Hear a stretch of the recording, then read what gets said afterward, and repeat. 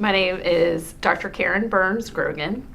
I am a part-time instructor with the University of Georgia, and I teach in an online master's program for veterinarians who want to specialize in poultry medicine.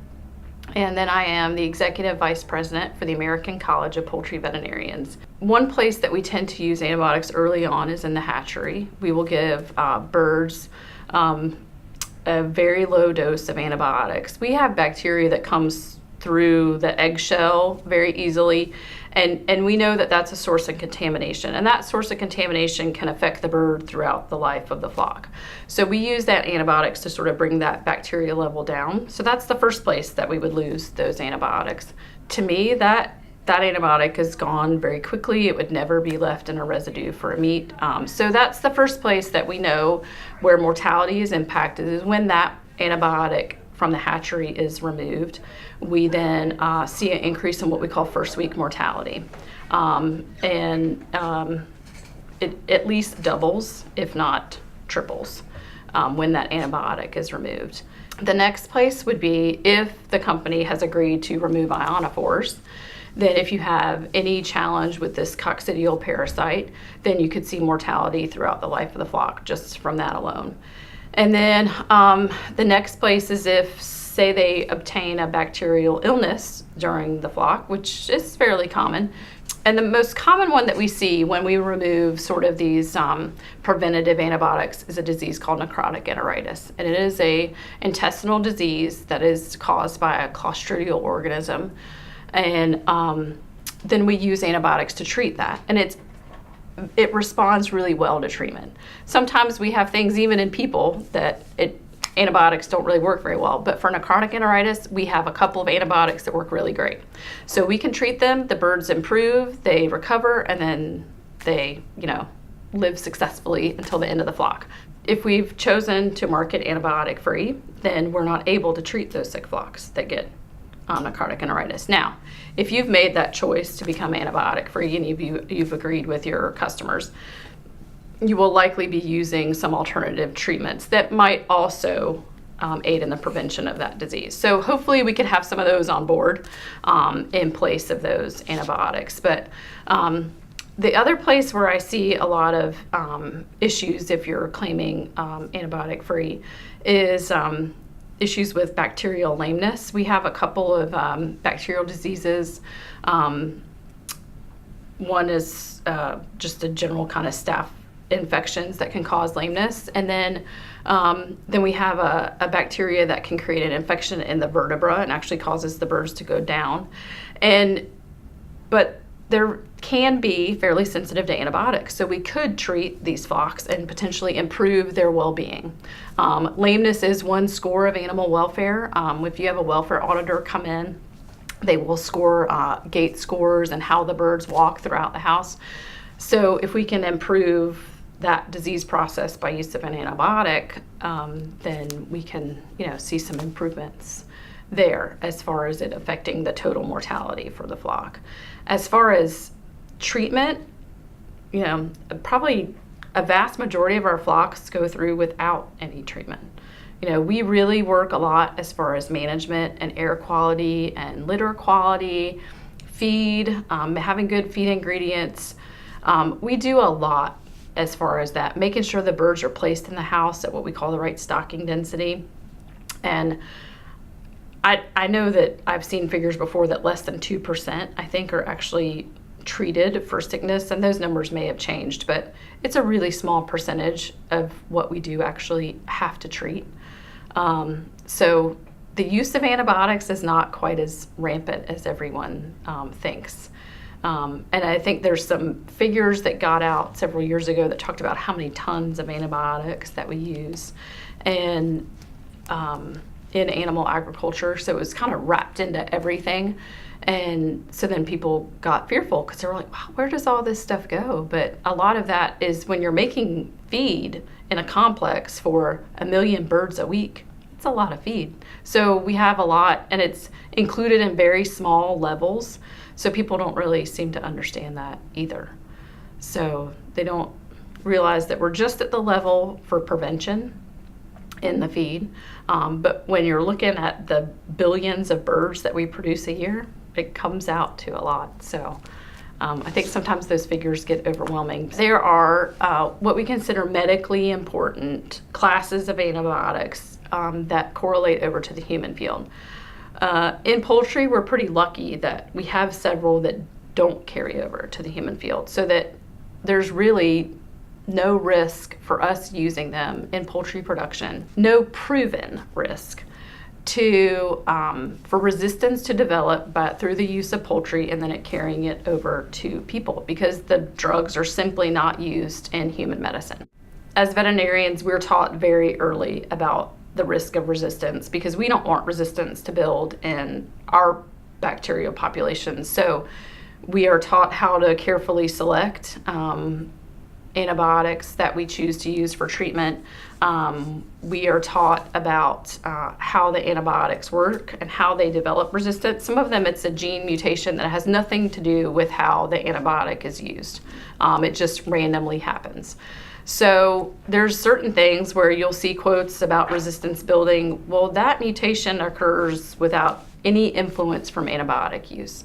So you have to very carefully balance the science on how the products are used. When we have certain diseases that will impact these flocks, if the availability of an antibiotic treatment is now no longer an option, to me, that poses a welfare issue, because I walk in and I see, say, birds that have a lameness that I know, or I can identify and diagnose it as being caused by a bacteria. As a veterinarian, it's my responsibility to be able to treat that as a bacterial disease with an antibiotic that is licensed and approved for use in that species. When a company has chosen to market their birds antibiotic free and they do not have an alternative strategy, that's when it becomes complicated, because then that flock I can't really treat because they can only be destined for that particular product. A lot of companies that do market antibiotic free will have a secondary sort of sales route that they can market product. So when we look at companies that have chosen to remove antibiotics, we see, and as they're slowly working through how to deal with that process, we will see a higher first week mortality, and then we see a higher overall total mortality throughout the life of the flock, which is a term we call livability. So that number is lower than if you compare it to flocks that are treated with preventive antibiotics or treated when they are sick. The other part to keep in mind is that all meat is federally inspected, so everything gets a stamp on it before it gets to your grocery store, and before it even comes out of a processing plant, it's all approved and clean and clear, and we check it for lots of things. As an industry, we need to work harder to educate consumers about those choices, and I think that as far as what they read on a label and what they understand that means, that's where we have to work now. And if it's just from one person talking to them in the grocery store, that's how we get there. Part of the issues, we have two arms of the industry. We have live production, and then we have sales. And sales just cares about selling chicken, and they don't care how they get it. And if they can sell it and it's labeled antibiotic free and they get twice as much for it, we're capitalist, society. So these companies are trying to make it, and in an industry where you're making pennies per pound of chicken, I mean, our margins are narrow. So if you can somehow increase that, the sales arm of your business will always try to push that. And that's where I think our industry has compromised itself, in that they just want to sell product.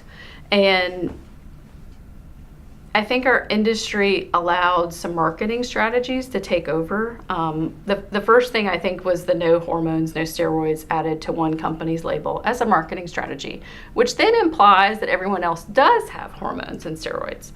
And then it proceeded for no antibiotics. Well, then that means everybody else has antibiotics, and that's what the consumer assumes. So until we educate consumers, no, not everything is truly antibiotic free, because we withdraw antibiotics for a certain time period. it's just what's assumed by the consumer because of some of the labeling strategies that were started 20 years ago. There's a lot of labeling confusion, and companies have different things on their labels. So you will see no antibiotics ever, which means ever. That means they receive nothing in the hatchery, they receive nothing throughout grow out, they receive nothing in the feed. Nothing.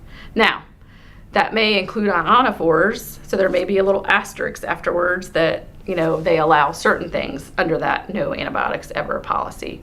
So it really depends on how the bird is marketed and through what consumer chain. I think the other part that gets a little cloudy is that grocery stores put their own labels on things. And at least what I see in the grocery store myself is that they tend to be the ones that will mislabel. I think that's where we have to bridge the gap. If we're selling to someone, hey, this is what we'd like for you to put on the label. You can't just put whatever you'd like. And I hope that we can take the steps to educate a little bit more, both our customers, our direct customers, and the consumers at the store. The only thing that has an auditing system in place is organic. So that does have some rules and regulations in place, and someone has to come and audit you that says you're following the organic standard. So if you prefer that for your family, I encourage you to go and purchase that. If you feel through your understanding that that is better for you and your family, the choices are out there. Our average consumer thinks that companies just put in whatever they want. They think we put in hormones, they think we put in steroids, they think we put in like 12 antibiotics, and all those antibiotics are present in the meat. And the meat that you go and buy at the store, no matter what, poultry, beef, chicken, pork, there's no antibiotics in the meat. We are federally required by law to follow what's called a withdrawal time, and that withdrawal time is on the label of the product. And as a veterinarian, it's my responsibility to read the label and find out that time, so that allows the bird or cow's body to process that antibiotic and get it out of its system. A lot of the antibiotics we use just tend to stay in the gut. That's where they work. They work in the intestines of the chicken. So some antibiotics that we use have a 0-day withdrawal. So we can use it sort of whenever during our grow out phase. But then there are other products that say have a 10-day withdrawal. And I have to know that before I would use anything in a flock. And that veterinary oversight that's really always been present is now part of federal regulations. I think people just really feel like companies just put anything and everything that, they want to in the feed, and it goes straight into the chicken, and then it's in the meat that you buy in the grocery store. And that's just really, there's been a lot of misinformation, and consumers have bought into it. So the average consumer, I think, one, needs to know that the United States has the safest food supply of any country in the world. Two, really all meat that you go and buy in the grocery store is antibiotic free, because any antibiotics that are used are under veterinary oversight, and we have to follow these things that are called withdrawal times. The average consumer has no idea what a withdrawal time is. So I explained that there's a federal regulation that I have to follow as a veterinarian, that I cannot administer a drug that I know would enter the food chain. So I have to follow this number of days before the birds go to processing. So that's the second thing. And then I also tell them there's no hormones and no steroids added to any meat ever, any poultry meat. And then the only birds that are raised in cages are potentially leghorn type egg layers. I saw a package of turkey that said caged-free turkey. We never raise turkeys in cages. We're doing a great job. Like, we have baby chicks that are, hatching well, and they're going to a farm, and it's really everyday farmers. I think that a lot of misconceptions are out there that these are huge company farms and it's just employees running them, but it's not. It's small family farms. They also usually have other agricultural interests, and they really care about what they're doing, and they do a good job. And I think that's the message we need to start sending to the average consumer is, wow, this is raised on a farm. it's not raised in a factory. And that's where a lot of like these Chipotle videos and things have come out, where it depicts our industry as a factory and they promote all these factory farms, but it's not what our industry is about. And I think that's the other thing that is created in our US marketplace, is that we're very privileged to have a marketplace where you can have 6 or 7 choices on the kind of chicken or egg product that you can buy. Most countries, you just get a chicken, and you're lucky if your family gets that. So for me, and for what I buy for my family, because I'm still a mom and I'm a consumer, and I buy conventionally raised poultry, beef, pork, eggs, all the meat products. And I think it's because, I grew up in it. And I think that's part of where we're separated, is people don't have they're not involved in agriculture, and they've never been on a farm, and they have no idea what we do. And when I was in veterinary school, I saw basically every type of production: pigs, feedlot cattle, chickens.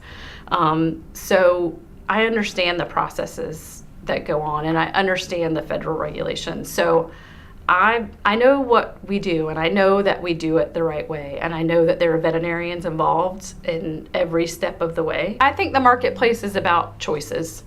You know, there's a percentage of the population that they can only afford one kind of chicken, and they can only afford, the eggs that are $1.99 a dozen. They can't go and buy $4 a dozen organic cage-free eggs. So I think that that's the other thing that we have to balance as far as poultry production goes, is we are trying to feed the world.